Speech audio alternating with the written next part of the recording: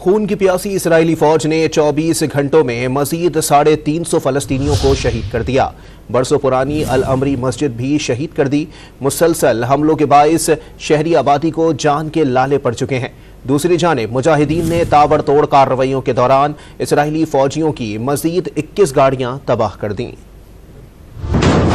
جنگی جنون میں مبتلا اسرائیل کے حملوں سے غزہ میں ہر روز بربریت کی نئی داستان رقم ہونے لگی۔ اسرائیلی فوج نے 24 گھنٹوں میں غزہ کے 250 مقامات پر بمباری کی۔ خان یونس، رفح، شجاعیہ اور نصیرات کے پناہ گزین کیمپوں کو نشانہ بنایا۔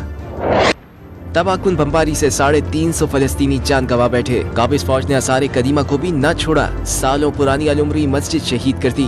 غزہ میں جنگ کے باعث شہری آبادی کو جان کے لالے پڑ چکے ہیں۔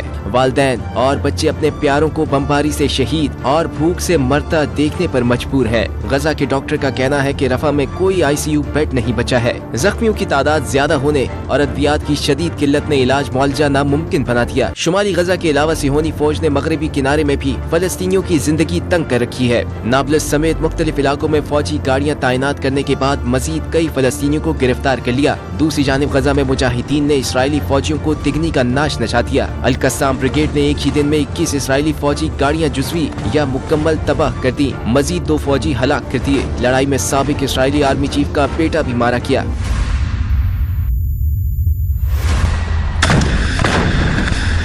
حماس کے مجاہدین نے تل ابیب پر راکٹ داغ دیے، کامیابی سے فوجی اہداف کو نشانہ بنایا۔